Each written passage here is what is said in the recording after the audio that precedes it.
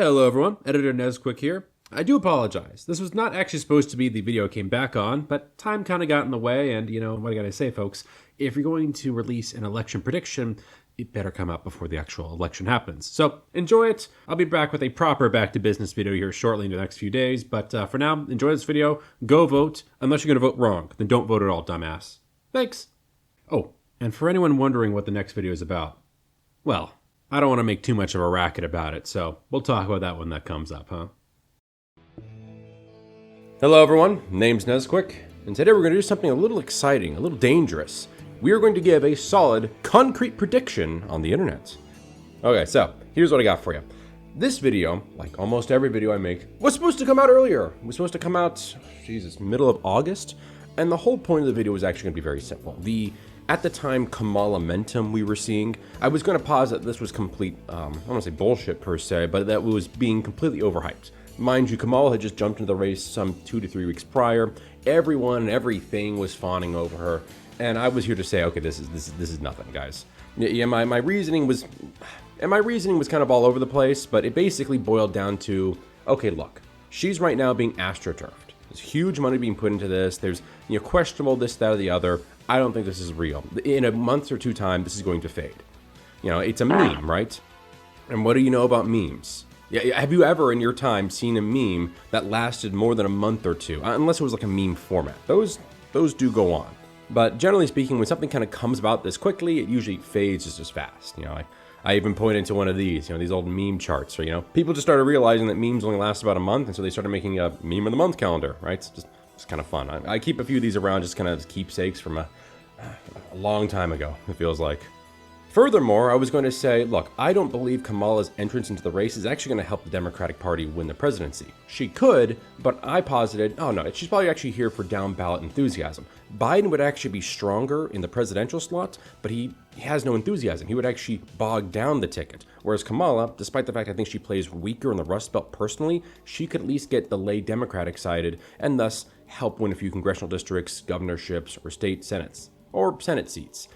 And then, of course, people started saying that shit too. So now this whole fucking video just feels stupid. But those are my general opinions. I think the Kamala campaign is... I feel like a lot of the early hype about the Kamala campaign, and even the little bit of hype that came out after the debate, is pretty much over. It ain't looking good, Kamala bros. We'll just say that plainly. I also, furthermore, really kind of question anything that's actually happened in the Kamala campaign. There's a lot of times where she's just doing dumb shit. Like, things that just don't make sense. Like, why are you putting money into Florida? Like, are you fucking retarded? Like, I'm not talking about, putting Senate money into Florida, though that is happening right now and is definitely not a good portend of things to come if they're pulling money out of the presidential race and pushing it into the Senate. She was campaigning and spending a good amount of money in New Hampshire. That's not great either. You're starting to notice, like, Rust Belt senators starting to distance themselves from Kamala or previous things Kamala has said. But hey, enough stalling. Let's get to the prediction, all right? So this is the map, okay? This is America. I hope you knew that. And filled in are all the generally safe states, right? These are states that are probably not going to go one way or the other, okay? Red, blue, there you go. Grayed out are our swing states. Georgia, my home state, North Carolina, Arizona, Nevada, and of course the Rust Belt triple of Wisconsin, Michigan, and Pennsylvania.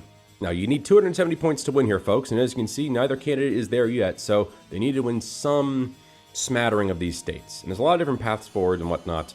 Here's what I think is going to happen. My official prediction is Donald Trump's going to win all of them. Like, I'm sorry, I know. It's kind of a boring prediction. It's kind of an obvious one, but I just think he's going to win 7 of 7 swing states, maybe 6 of 7, with Michigan or Nevada being the one that got away. And look, before you just roll your eyes okay, this is stupid, here's my general reasoning, okay? And it's kind of built on 2 pillars. The first off is the polling.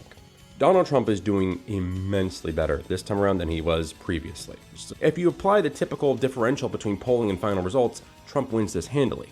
Now, some of you are going to say, well, Nezquik, the polling differential, which is about 2.7 points, by the way, come on, that was only 2020 and 2016. That's only 2 data points. That's 2 data points does not a trend make. Yep, shut up, Redditor. It's not 2 data points.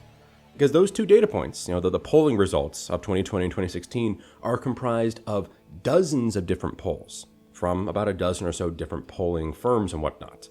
each putting out, like I said, many polls in the last, 5, 6, maybe in the last 3, 4, 5, 6 months of the race, all leading to the polling average you see.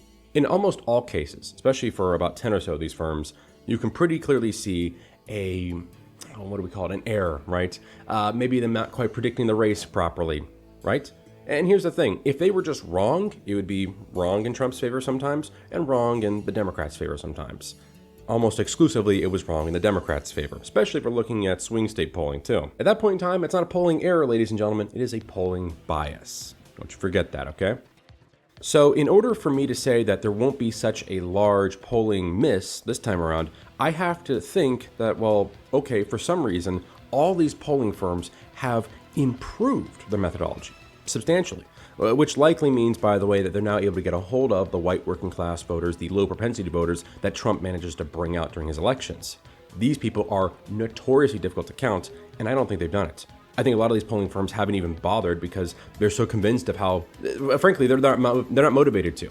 They're either propaganda tools, or more simply put, they're not punished if they're wrong. People like places like 538 or Nate Silver still call them good quality polls, even though they missed wildly, right?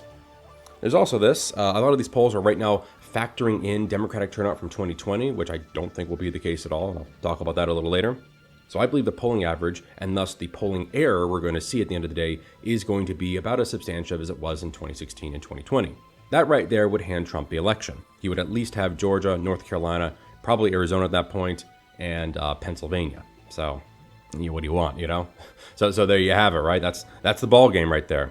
But here's the thing. There's also a second pillar to this as well, and that is, well, fundamentals, right? I know fundamentals are kind of boring to talk about, especially if we're talking stocks, right? It's always more fun to put your money into like a meme stock or like a shit coin than to actually look at the fundamentals. But when it comes to public polling and when it comes to elections, it's a lot more important, actually. Like, get this. In 2020, one of the most singularly predictive factors of which state was going to vote for which president was actually down to fundamentals. It was down to what issues were more important in that state. In Florida, for example, the economy was more important than the COVID response, and Trump carried it handily. In a place like, I think like Michigan, Wisconsin, if my memory serves, it was actually COVID response, and thus Biden took it. And there's a lot more factors that go into that, of course, but the basic concept is where do Americans stand on the issues, and where does their trust lie on those issues? Now, what are the issues of the day here? What are people really concerned about? One is going to be almost exclusively, you see number one, and sometimes number 1 and 2 are the economy / cost of living / inflation. Some polls have it split out between 2 options, cost of living, inflation, and then the economy. Some have it as 1. In any case, though, that is the number 1 issue. Number 2 is usually immigration, and then 3 or 4, right, depending, is then abortion. And I should note here, it's usually a more distant third. So unfortunately, one of the better arrows in the Democrats' quiver is not really as potent as they'd like it to be. And Donald Trump, by the way, is absolutely winning on those first 2 issues. Most polls show more Americans trusting him on the border or the economy by usually upper single digits, if not low double digits. That's pretty big there, folks. That's going to swing a lot of independents his way. There's also other little polling too, like, people who believe the country is on the right track is 28%, just thereabouts. That is very fucking low. Usually you needed at least upper 30s, low 40s to survive a re-election. Not really the case right now. You start seeing, I've seen a number of polls over the last couple months. A Hispanic vote seems to be shifting away from Kamala. It's not just one poll. It seems to be like a couple of them. That's a concern too. I mean, mind you, Trump, I think, didn't he win something like upper 20s, low 30s last time around? If he breaks into the upper 30s or low 40s, fucking kiss Nevada goodbye, kiss Arizona goodbye, definitely. Any delusional retard telling you, oh, blue Texas, blue Florida, you can just rightly fucking ignore those freaks. It's over. It's gone, all right? That's kind of a nice retard litmus test. Do you think Texas or Florida is going to turn blue? Are you even entertaining the thought? Outside of no. If that's all, if your analysis isn't a very likely no, oh, well, maybe, then that person's an idiot. You shouldn't listen to them. They probably don't know what the fuck they're talking about, okay? But also getting back to it, you see polling like the Teamsters poll came out. Admittedly, Teamster is just one union, and I think it's a little bit more of a right-leaning one, but you can see, check this shit out. Look at this. In May, they were riding with Biden. Look at this. Despite the foreign entanglements, the problems at the border, and the economy, they were still riding with Biden. But granted, would they have done so after that June debates? Probably not as much, but they were at least up to that time. After the great switcheroo, well, there you have it. Like, that's fucking devastating. Like, here's the thing. This election could really just kind of boil down to simply, can Trump improve among the white working class some 5 points or so? If he can do that, that tipped enough in his favor where he can win at least Pennsylvania, maybe Wisconsin, Georgia, it's over. It's over at that point, right? You'd have to then hope Kamala can do better among other groups, which so far doesn't really seem to be a proven quantity yet. Let's just all be honest with each other. Kamala is not exactly a historic candidate. Historic failure, that remains to be seen, but historic, like Obama-esque, come on. I don't even think Democrats would say that shit, okay? Let's be real. Behind closed, in front of the camera, maybe, but behind closed doors, nah, come on, dude. Really? In terms of House, there's been a lot of effort to try and keep the House or flip the House. I think the House will just narrowly flip to Democrats this time around.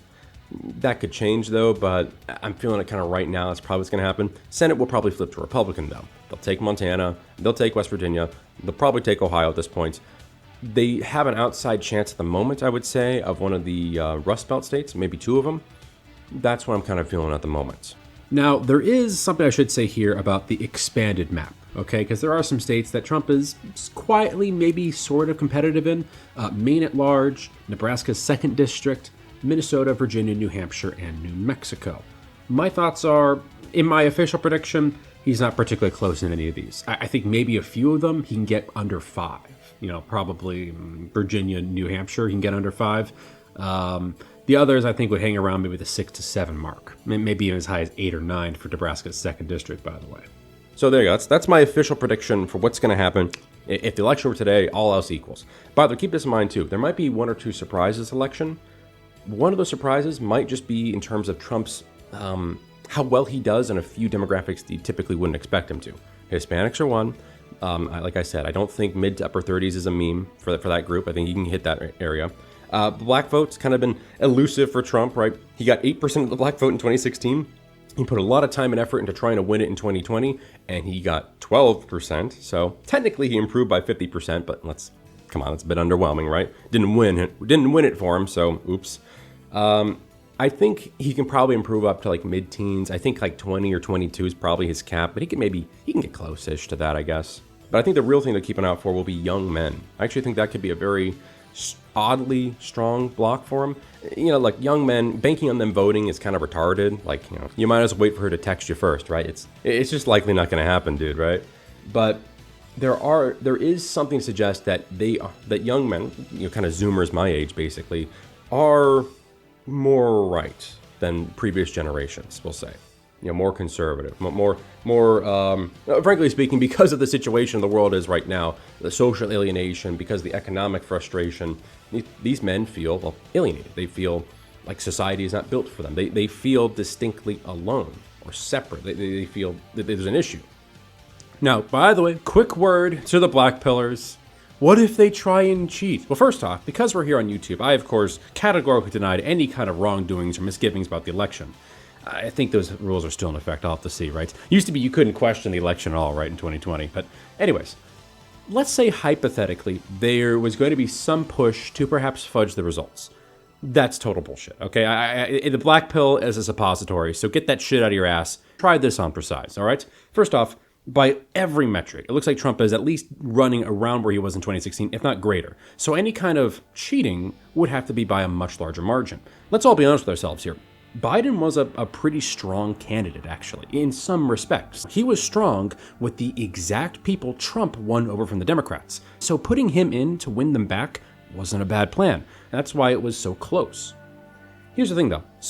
But with Kamala, especially in places like Pennsylvania and Wisconsin, and even Michigan, I'm not sure the margins are going to be there. I think they're going to be wider. They're going to be like what we saw with Clinton, which, by the way, if you remember, that race was called night of. I think around like 1 or 2 a.m., something like that. Yeah, so frankly speaking, what I'm trying to say is that, yes, there is such a thing as too big to rig. Anyone who says otherwise runs afoul of this problem. There's just nowhere near as many mail-in ballots. 2020 was kind of an odd year. I probably don't have to remind most of you. You lived through it. But you had a lot of people afraid of COVID. There was kind of mass hysteria about that. And so there was a lot of mail-in voting, which means that, let's be honest, if you're going to fudge numbers with a bunch of last-minute 2 a.m. ballot dumps, it's a lot less believable or even possible if you only have a tenth the number of mail-in ballot requests, which is roughly what's running right now. 10 or 15% of the totals from 2020. Depends on the state, of course. There's also this, and this is something that our great President George W. Bush said. Fool me once, shame on me. Fool me twice, well, I can't be fooled again. The playbook is out there. People know what to look for. Republican lawyers know what to look for. Didn't they say something like they were releasing like 100,000 fucking poll watchers and thousands of lawyers in key states? Like, it seems like it'll be difficult to do the same head fake twice. Just saying, like, we know how this would work. We know that the methodologies they would employ. This also comes down to the fact that it is now structurally more difficult. A number of key either voter roll cleanups, which is part of how one might fudge any numbers in an election, as well as also just changes to how certain votes are counted or how they have to get verified and certified, have happened across the swing states. And then, of course, there's this. And this is the most salacious one, too, which is why I kind of like it. Look at it like this. In order for Trump to win, he needs to crack one of the Rust Belt states, Michigan, Wisconsin, or Pennsylvania. And in all 3 states, you have Democratic governors who are going to be pivotal to how the election is run and governed, right? Here's the thing, though. In at least 2 of those states, if not even arguably all 3, each governor is someone who's kind of been talked about and has eyeballed becoming president. And here's the thing. If you're the Democrat and you want to run in 2020 and you want to be president, you actually don't want Kamala to win. Now think about it. If Kamala wins, she becomes the presumptive nominee again in 2028, meaning your best chance to run is in 2032. A lot can change in politics. You might not be governor or in any kind of position of power again in 2032, right? In 8 years' time. Why wait 8 when it's better to wait for 4? I think it's already going to be a insurmountable, perhaps even Herculean task to try and shift the results in these states, if you were to try that. So why stick your neck out for something that is against your own personal benefits? Combine that with the fact that you're hearing lots of discontent in the media and even some of the Democratic elite, I don't think there's the same kind of rigid, get in line kind of party mentality this time around for Kamala. No one's going to die on the hill of fucking Kamala Harris. No one is going to die on the Harris-Walls Hill. You know what I'm saying?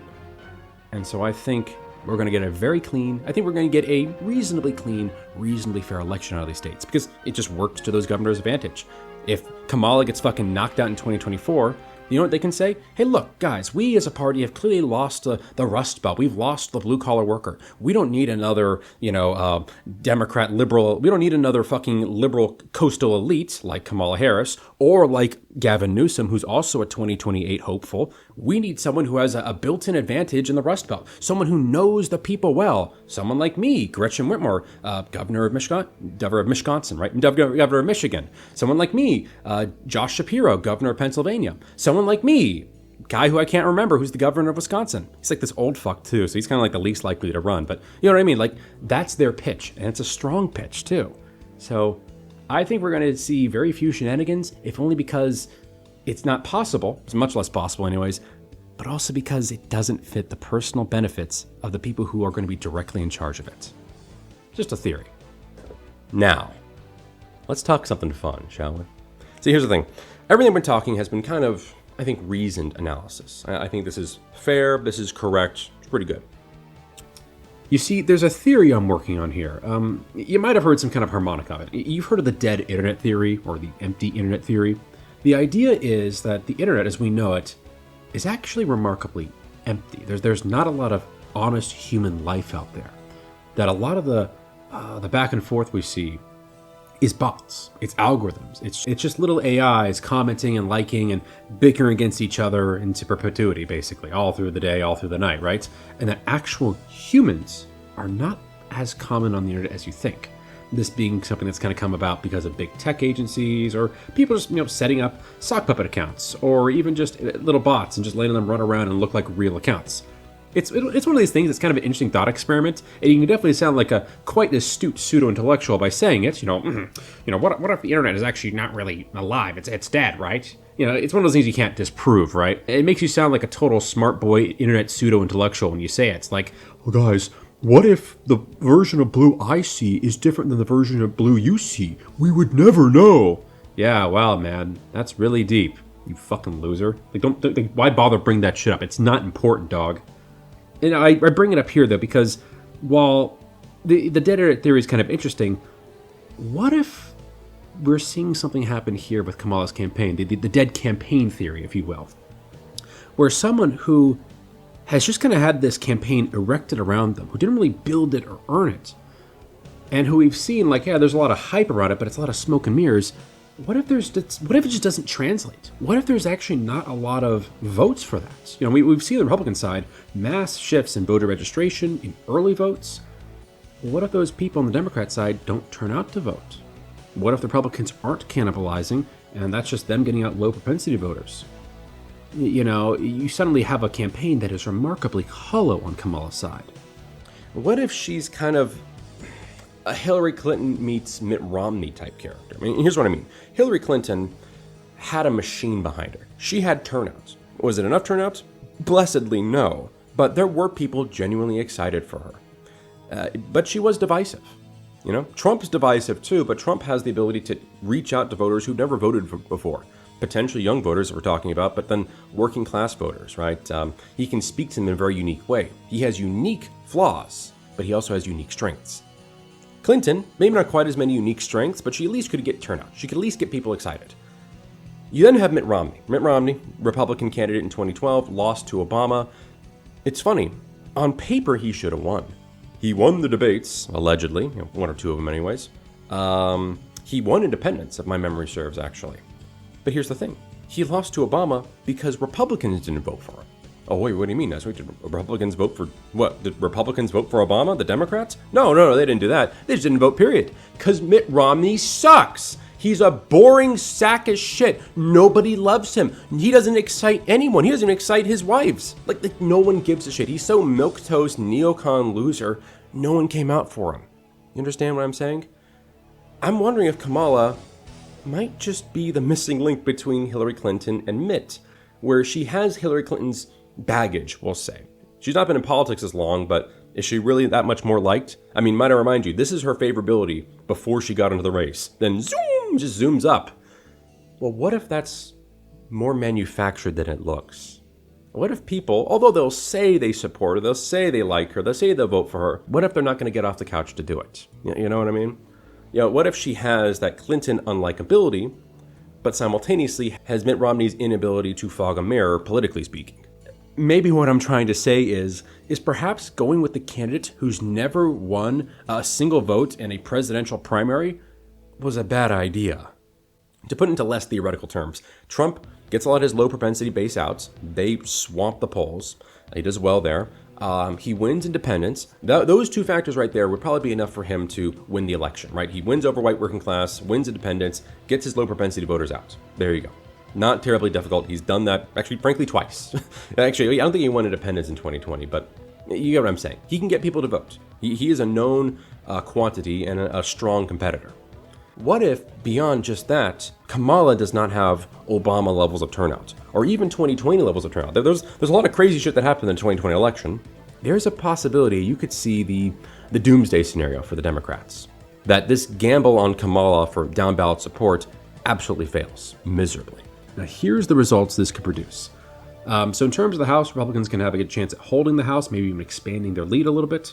Senate, I mean, frankly speaking, they have a really good shot at all four of the Rust Belt seats, Wisconsin, Michigan, Pennsylvania, and definitely Ohio. And they can maybe even take it to Arizona or Nevada too, though I do think Virginia and Maryland are probably just a bridge too far, even in this far-fetched idea here.